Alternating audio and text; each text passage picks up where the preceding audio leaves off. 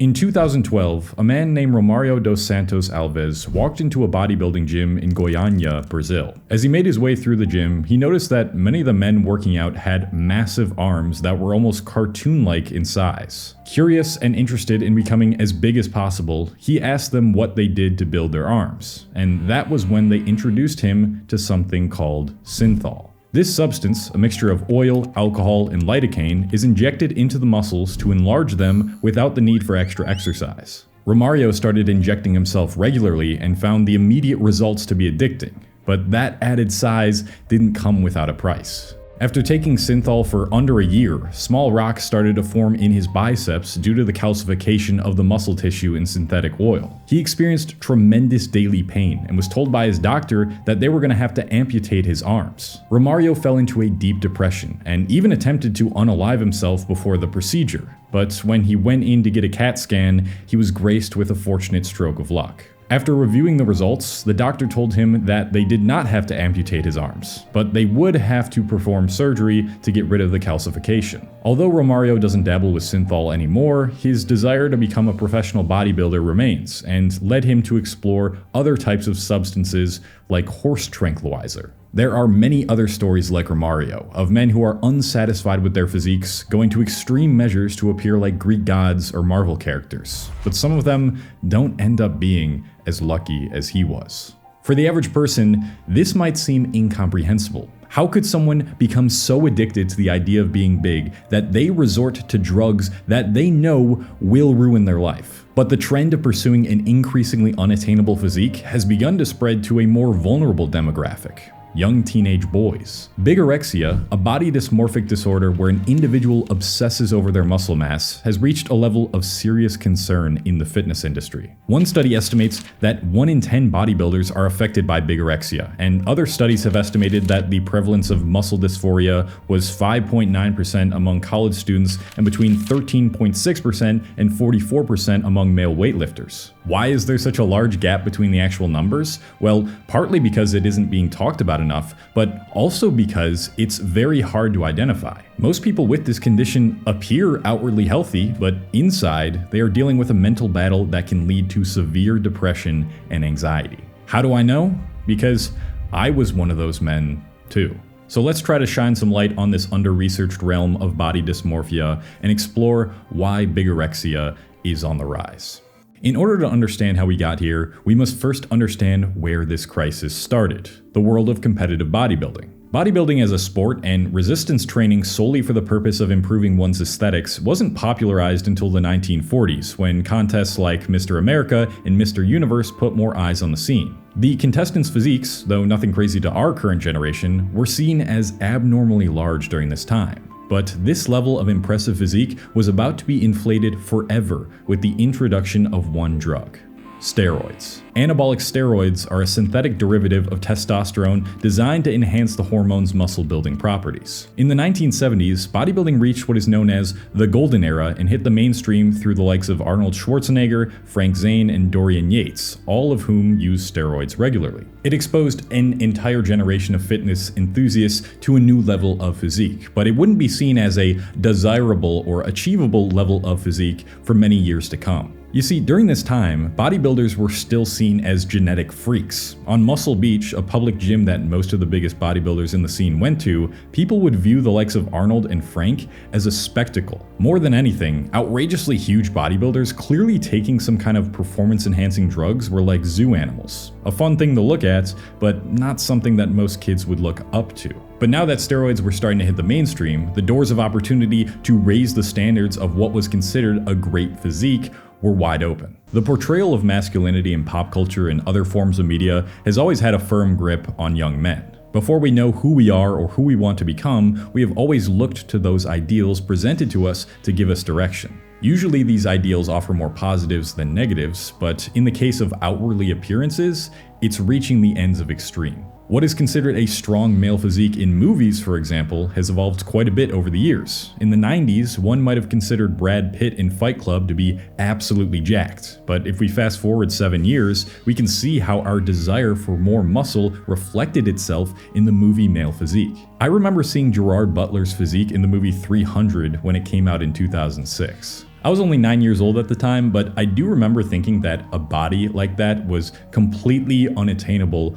only reserved for dramatic depictions of life. Though he may have looked unbelievably good, Butler reported in interviews that he was working out for 6 hours a day, quote, ruining his body just to maintain that level of physique, a completely unrealistic lifestyle for the average person. Still, this was a movie where a lot of young men looked up to the main character, and many of them began working out in the hopes that they could one day look like Gerard Butler. How do you think an ideal like that affects the mental health of an adolescent boy? In extreme scenarios, they spend all their time lifting weights, revolving their life around the gym and eating healthy, disregarding any other areas of development. And when their efforts always come up short, their self-esteem plummets, never being satisfied with how they look, despite looking better than most kids their age. Through the early 2000s and then 2010s, the ideal male physique would continue to grow in size. A study conducted in 2006, the same year 300 came out, concluded that action figures have become more muscular and larger over the past 25 years.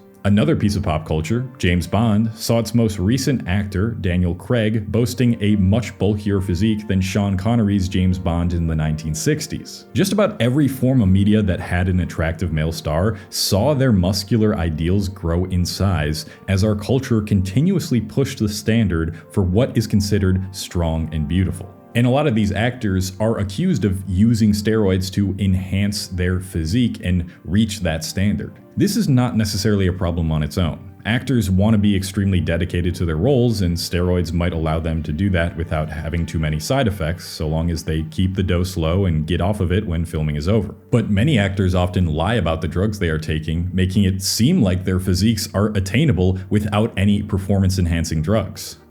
Did he juice? Did he take steroids? No.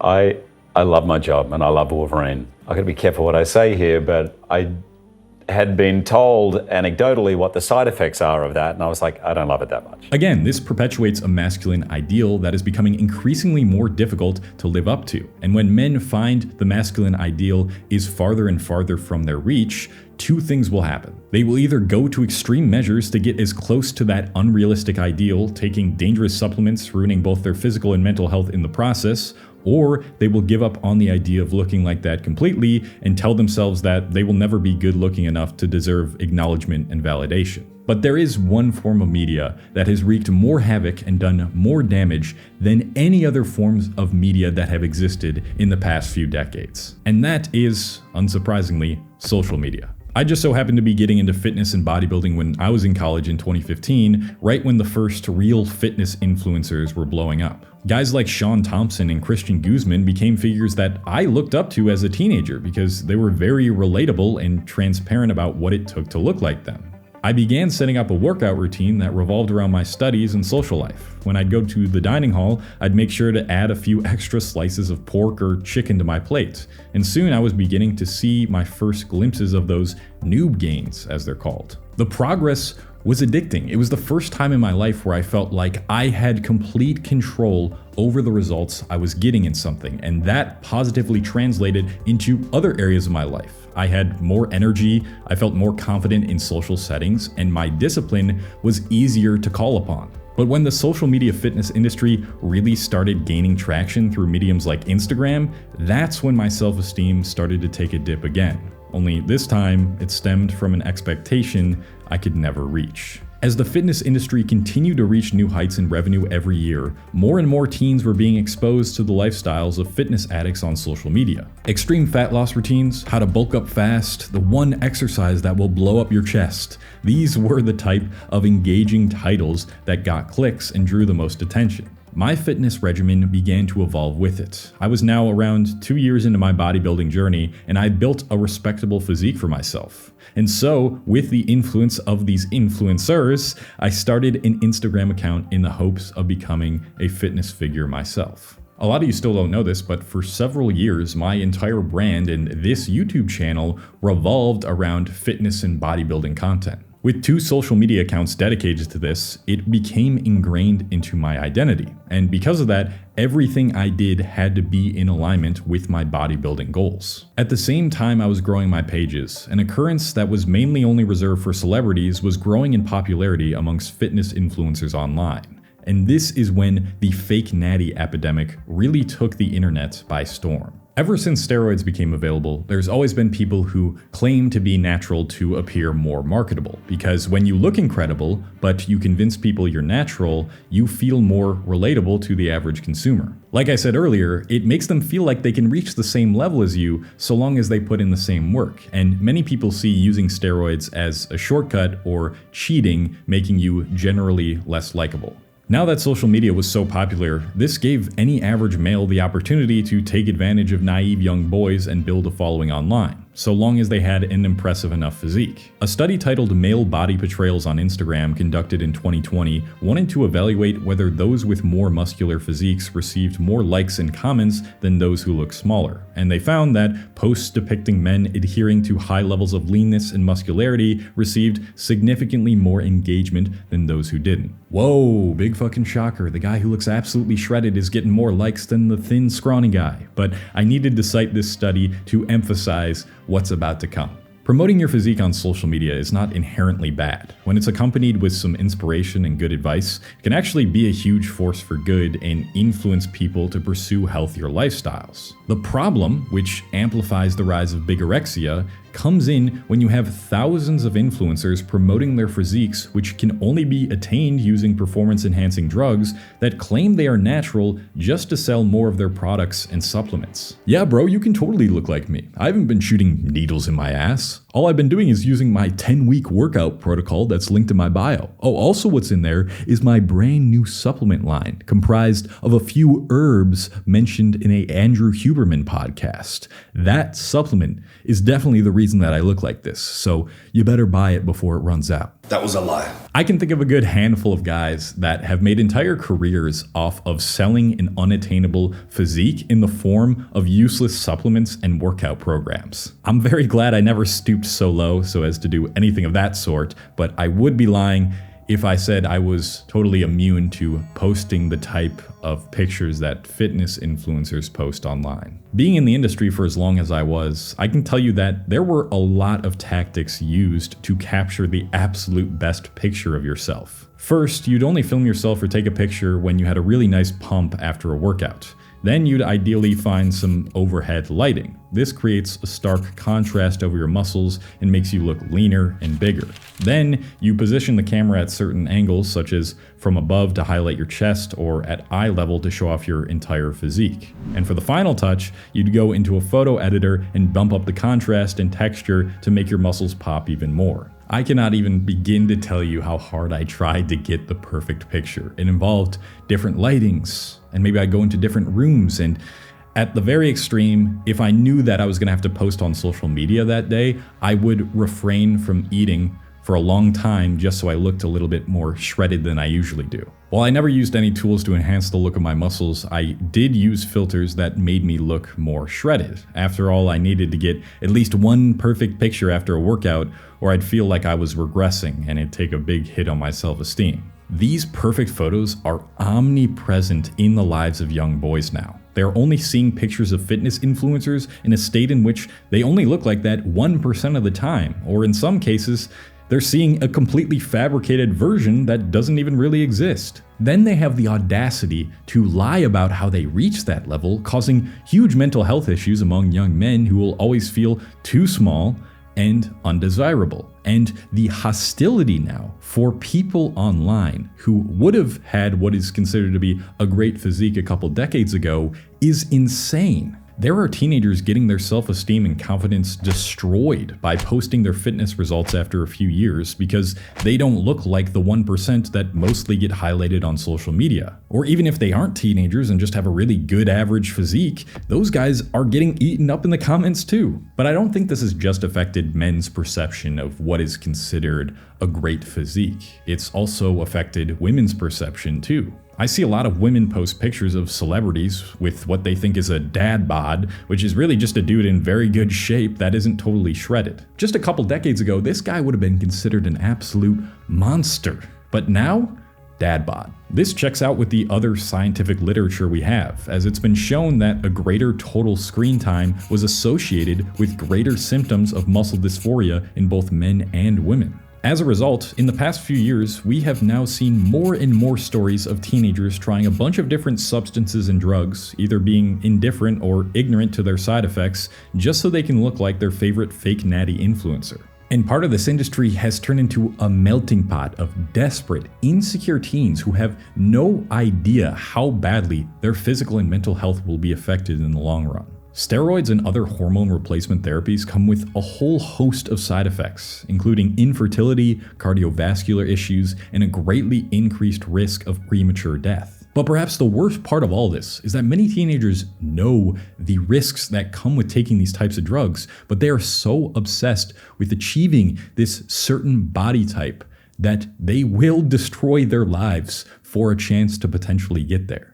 When I was at my very biggest, around 222 pounds, I remember how much worse I felt on a daily basis. And this is without the use of any performance-enhancing drugs, which I've never used. It felt like my entire day was dedicated to eating. By the end of the night, I had to force feed myself just so I could be bigger. On days where my abs didn't show as much, I might go so far as to do an extra workout when I was sore and increase my risk of injury just so my shirt fit a little tighter that day. I didn't sleep as well because I was eating so late, and this began to take a toll on my mental health. And if I missed a couple days of the gym because life got in the way or I went on vacation, I'd start getting anxious and worried that I was losing all my gains. I would look in the mirror, and here would be this objectively muscular, large man, but what I would see is an average to below average looking guy with a little bit of muscles on his body who didn't really deserve to be called a bodybuilder or an athlete or anything related to the fitness world. But nobody would know this unless I spoke up about it because I looked like a fit, strong dude. That is why bigorexia is so dangerous. And if we don't start to change the fitness culture and give young men more realistic ideal to live up to, we're only going to see more young men suffer from this disorder. Look, nobody can deny that young men's increasing interest in fitness and health comes with a ton of benefits. Like I explored in my last video, young people are doing less drugs, drinking less, and placing a heavy emphasis on different protocols to live longer and feel better. But like all things, it becomes a problem when it's taken to the extreme, and the current digital landscape of social media often rewards extremes over authenticity. While I no longer consider myself to be a fitness influencer, I'm still heavily invested in a fit lifestyle. Only now, I've cultivated a much healthier balance with it. My goal is no longer to be as big and muscular as I can, but rather have a fit and functional body. One that can lift heavy weights, yes, but also be athletic enough to sprint fast, run long distances, and be mobile and flexible. Does that mean I miss a workout every once in a while? Yes, but it doesn't take away from the progress I've made. If anything, it makes me make more progress in the future because I am more well rested and I have a better workout. I've started to prioritize getting 8 to 9 hours of sleep every night, and my energy levels are ironically way higher than when I was overexerting myself lifting weights. And you know what the funniest part is? I'm 22 pounds down from my heaviest weight, but I personally feel like I look better than I ever have. And that's because my perception of my physique is no longer distorted by the media I consume. Okay, you know what, sometimes it does come up. I'll check my abs in the mirror, make sure I'm still like shredded, but it's a lot better than it was back then. If you're struggling with the same body image issues I've struggled with in the past, I really recommend putting a bit of distance between you and the online fitness world. These guys almost never look the way they do in photos and videos in real life. You want to know what they actually look like? Here's me with a pump in good lighting, and here's me with no pump in bad lighting. They're almost incomparable, and you shouldn't be comparing yourself to other people's physiques anyway, especially not the edited fake natty ones on social media. Everybody has their own genetic potential, and that means you might never reach what is genetically achievable for that guy you look up to online, even if they are a lifetime natural. And that is okay. Fitness is about looking good, sure, but the primary focus should be about feeling good. And if your fitness regimen right now is doing you more harm than good, then it's time to switch things up and honestly do a lot of inner work. The more that you ask questions like, why am I placing my value as a person only on my physique, and where might this insecurity have developed from, that's when you start to build awareness around this problem. And when you build awareness around your problems, that is when you start the process of developing a better relationship with yourself. We need more realistic representations of body standards in the media. So if you're someone who posts about bodybuilding or fitness, be the person that isn't afraid to be vulnerable about their body image issues and occasionally makes posts about what you really look like most of the time, just like I've done in the past. If you're someone who still struggles with bigorexia, it's going to take a lot of self-acceptance and maybe even additional help from others to finally break this addiction and get back to a healthier lifestyle. But I promise you, you look way better than you think you do right now. Self-acceptance is something I struggled with for years, especially as a teenager. I've made a lot of videos explaining my stories and the struggles that I've gone through and how I've overcome them in a lot of videos. So check out this video on that, which might help you. And I'm leaving. Goodbye.